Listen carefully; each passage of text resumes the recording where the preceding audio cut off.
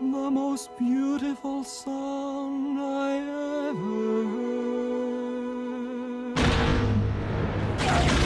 We are back, but before we begin, let's pay our respects to Migs Mayfeld, who perished tragically last week in a refinery accident. Hey everyone, I want to start this video by apologizing over the lack of Mandalorian videos lately. As some of you may or may not know, YouTube isn't my full-time job, and sometimes other work gets in the way, but I'm hoping if I have time, I can still get some videos out because, as the great Jeff Goldblum says, life, finds a way.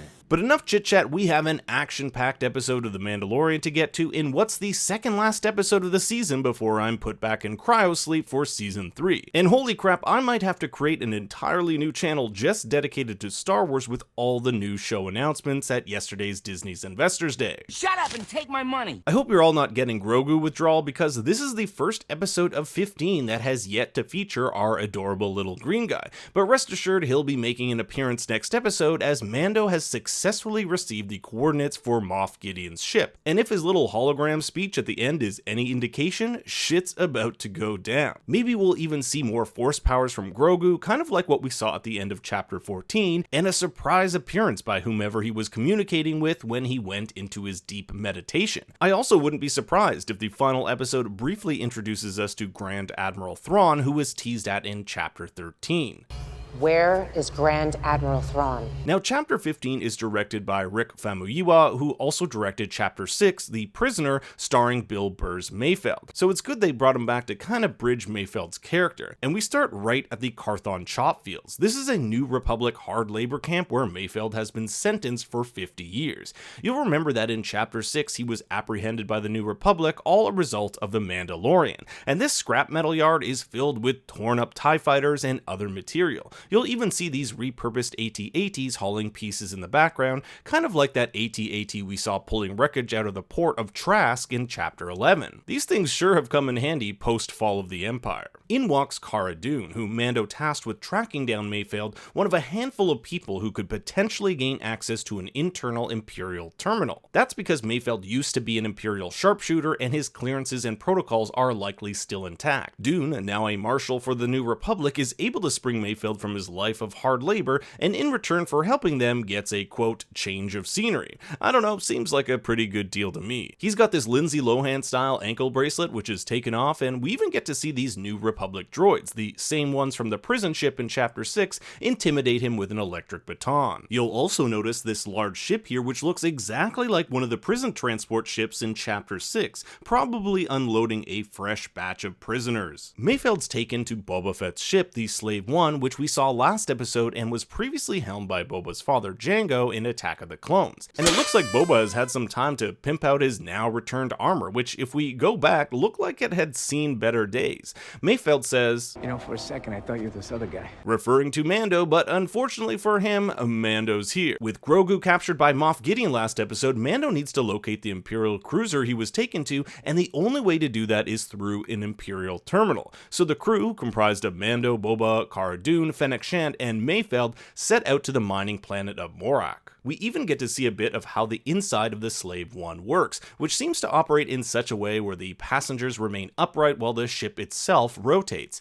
Prior to this, the only inside of the ship we ever really got to see was the cockpit in Attack of the Clones. A scan of the planet uncovers a mining refinery where an extremely volatile mineral called rhydonium is refined. Problem is they just can't get down into the base and sneak into it. It's covered with anti-aircraft and platoon security forces, so they'll need to be quiet. The base is operated by what Mayfeld calls Remnant. These are the Imperial forces that remained after the fall of the Galactic Empire, mainly in the outer reaches of the galaxy. Specifically, these are the ISB forces, or the Imperial Security Bureau, largely in charge of law enforcement and ensuring the loyalty of its citizens to the Empire. With the amount of security and scanners, only Mando and Mayfeld could possibly get in without alerting the authorities. Cara, Boba, and Fennec are all wanted by the ISB, so they commandeered what's known as a Juggernaut. These these giant mining trucks, a variant of which we saw in Rogue One. Mayfeld and Mando switch into transport armor in order to keep up the ruse. Mando even hands over his precious Beskar armor to Cara for safekeeping. This is one of the few moments we've seen Mando not in his regular armor. While riding the Juggernaut, they come across the wreckages of other transport vehicles. It's likely this wreckage was caused by local pirates who will see attempt to take over the vehicle and thermal detonate the highly volatile Rhydonium. The controls of the Juggernaut are even fitted with stability meters which track how stable the minerals are as they navigate the treacherous terrain, even going dangerously close to the point of no return as they're attacked by the pirates. Along the way, they pass a local village as children look at them with disdain. Perhaps this child Mando locks eyes with reminds him of himself as a child, left abandoned by war. As Mayfeld says of the people here, Empire, New Republic. It's all the same to these people. Invaders on their land is all we are. He even brings up this notion of choice. You have these two sides, the Empire and the New Republic, but really what choice do you have on what side you're on? You're brought up and you're gonna fit whatever role was given to you. Look, I'm just saying. We're all the same. Everybody's got their lines they don't cross until things get messy. And Mayfeld even begins to chip away at Mando's belief in the Mandalorian code, specifically of him not taking off his helmet. What's the deal? Is it because he's not allowed to show his face to others, or is it because he must always have his helmet on? In Chapter 11, Bo-Katan tells Mando that she's Mandalorian yet doesn't always wear her helmet. You do not cover your face.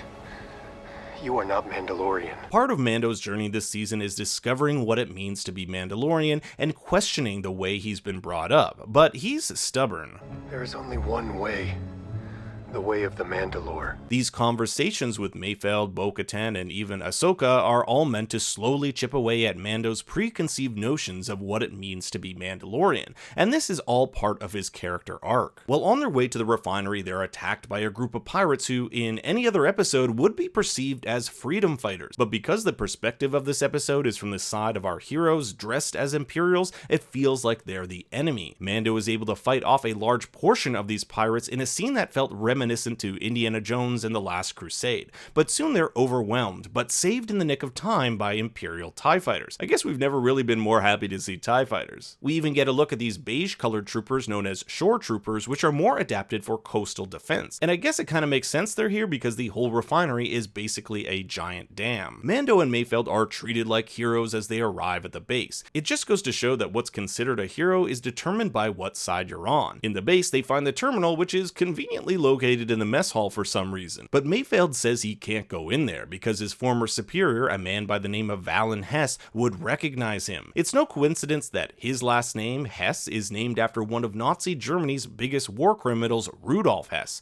Both these men were responsible for countless atrocities. This new development requires Mando himself to take off his helmet and complete the facial scan to upload Moff Gideon's coordinates to his data stick, something he's able to do but attracts the attention of Hess. Mayfeld comes to the rescue with the genius excuse that the reason Mando didn't respond to Hess was his hearing went after his transport ship lost pressure on Tanab. In the original storyline for the movie Solo, Tanab was supposed to be featured and depicted as a jungle planet, but that didn't pan out. Hess sits them down for a celebratory drink as their vessel was the only one that day to make it back in one piece. Meanwhile, Cara and Fennec scope out the exterior guards to prepare for Boba Fett's arrival. The friendly drink doesn't go nearly to plan as Mayfeld inquires about Hess's command of Operation Cinder on Burnin Khan, an operation he was a part of which saw 10,000 men sacrificed for the quote, good of the Empire. It took place weeks following the Battle of Endor, a plan put in place by Palpatine himself. Valen says by creating havoc, people will flock to the Empire once again.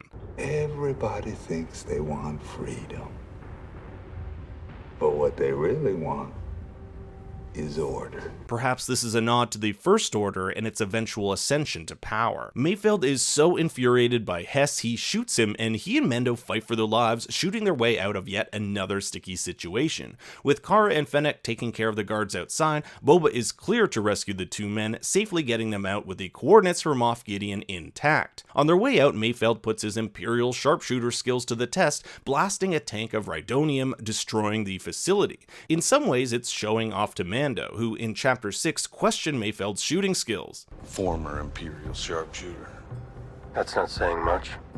I wasn't a stormtrooper, wise ass. And it wouldn't be an episode of The Mandalorian without one final threat to their escape as 2 TIE fighters chase after them. In a throwback to Attack of the Clones, where Jango Fett unleashes a seismic charge in the asteroid field, Boba does the same, completely obliterating the 2 fighters. Back to safety, Mayfeld is ready to go back to the scrap heap, but Mando and Cara give him his freedom, opting to tell the authorities that prisoner 34667 died on Morak. With the coordinates now collected, Mando can turn his sights on Moff Gideon and the child. He sends a warning message to Moff, which is basically the dialogue from Taken. I will find you,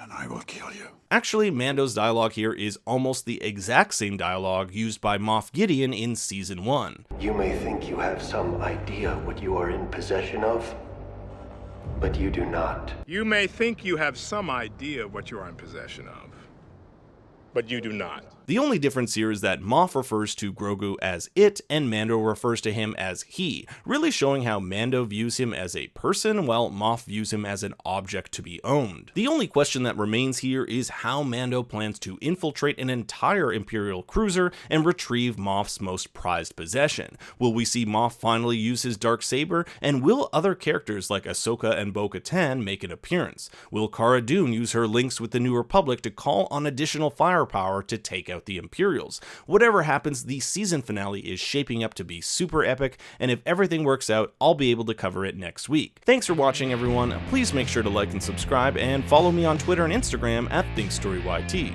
Until next time, remember, I have spoken.